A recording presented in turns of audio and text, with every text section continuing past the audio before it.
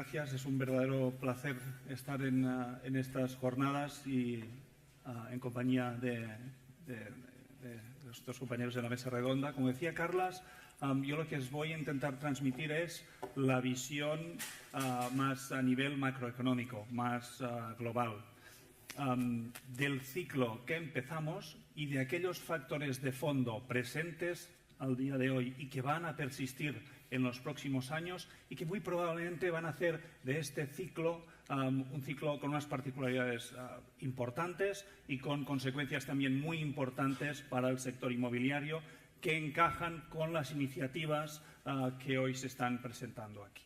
Por lo tanto, primero lo que quiero hacer es constatar que el ciclo de recuperación del sector inmobiliario ya está aquí, pero como os decía, también constatar que más allá de las grandes cifras hay una realidad, y la desigualdad es su máxima expresión, que supone un reto muy importante, ya no solo a nivel institucional, sino también por las iniciativas a nivel social y a nivel privado que se toman, que se han ido presentando y que mis compañeros de la mesa irán presentando. Y a partir de ahí, pues concluir los retos para el sector. Por tanto, empezando por las grandes cifras, por constatar que el ciclo expansivo del sector inmobiliario lo tenemos aquí desde ya hace unos trimestres.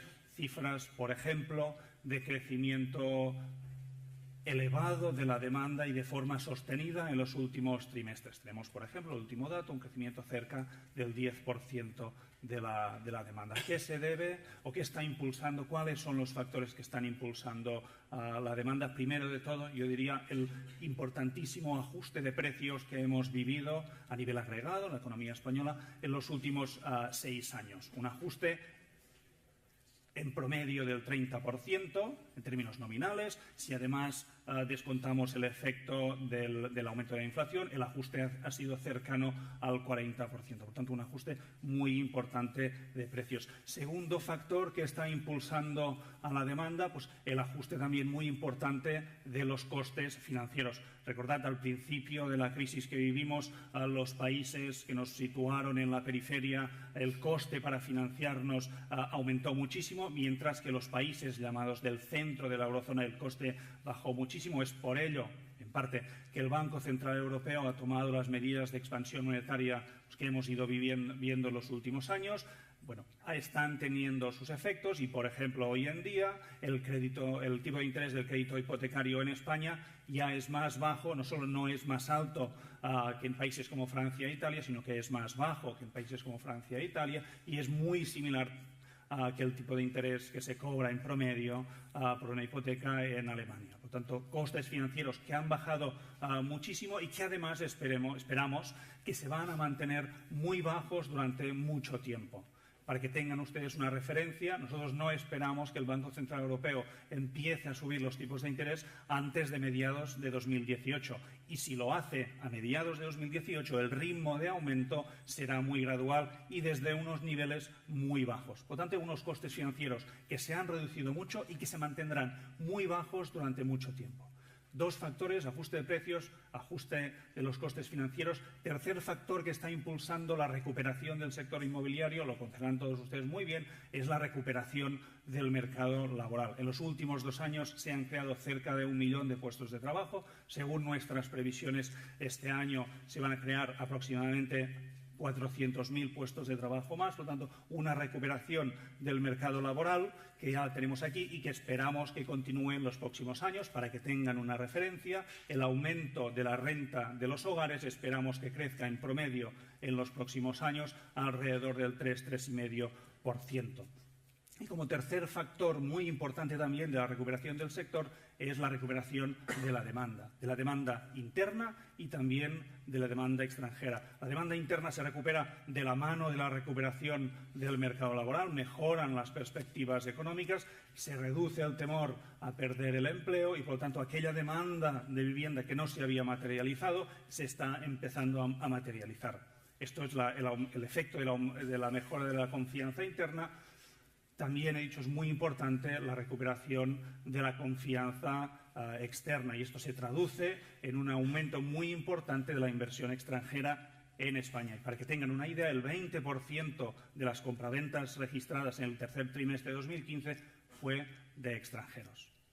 Hasta aquí el repaso de aquellos elementos que están dinamizando la recuperación del sector, pero que no son, podríamos decir, particulares de este ciclo, sino que lo podrían ser de cualquier ciclo de recuperación. Yo les decía, hay un factor muy importante que va a hacer este ciclo especial, y es la desigualdad. Todos sabemos, la desigualdad ha aumentado muchísimo en los últimos años, en gran medida. Esto es fruto, es consecuencia del fuerte aumento de la tasa de paro. A día de hoy todavía la tenemos en el 21% y además la tasa de paro juvenil pues es aún mucho más elevada. Y no solo eso, sino que además de ser elevada, las perspectivas no son muy halagüeñas, en el sentido de que en 2020 es muy probable que la tasa de paro se haya reducido, pero todavía está en cotas alrededor del 15%.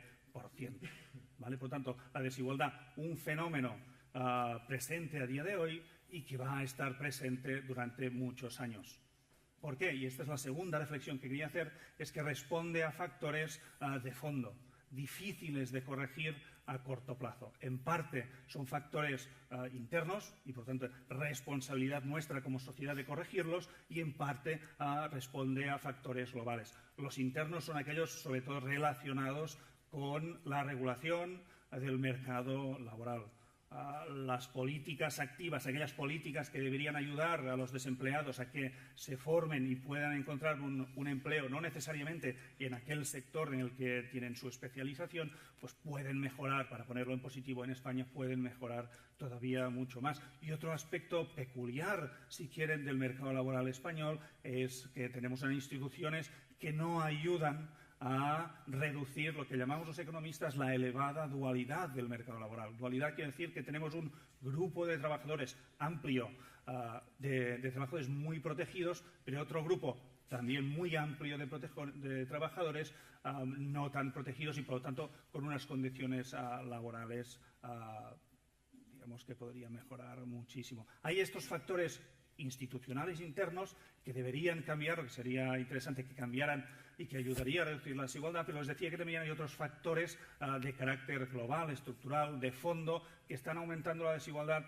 no solo en España, sino en la mayoría de países desarrollados y que se están acentuando en los últimos años. Para resumirlos así de forma rápida, son la introducción de las nuevas tecnologías y la creciente competencia de los países emergentes. Ambos factores durante muchos años habían puesto presión sobre los trabajadores en tareas más mecánicas, más repetitivas. Ahora ya son una amenaza no solo para estos trabajadores, sino también para la clase media. Y estos factores, les digo, están presentes, están yendo a más y seguirán presentes en los años que vienen. Por lo tanto, hay unas características del ciclo de las grandes cifras macroeconómicas y que afectan al grueso de la demanda, que las tenemos aquí, por lo tanto son positivas, pero hay otras características de este ciclo de expansión que hay que remarcar y que son un reto muy importante, y con eso concluyo, son un reto muy importante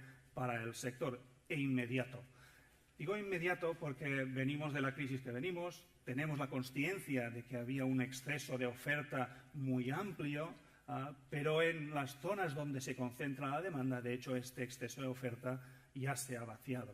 Y por lo tanto, y esto lo constatamos ya desde hace varios trimestres, hay una presión creciente para que se reinicie un nuevo ciclo constructor, también para ponerlo así. Entonces, los retos para el sector es que este nuevo ciclo expansivo no solo tenga en cuenta el grueso de la demanda, sino que también tiene que incorporar o debe tener en cuenta esta creciente desigualdad. Y es ahí donde yo sí que ya doy paso a los compañeros de la mesa, porque ellos son, o les van a contar las historias, las iniciativas que precisamente están dando respuesta a esta necesidad que tenemos a día de hoy y que vamos a seguir teniendo en los próximos años. Oriol, muchas gracias por ajustarte al tiempo. Y pasaríamos al siguiente ponente, que es Bruno Sauer. Adelante, Bruno.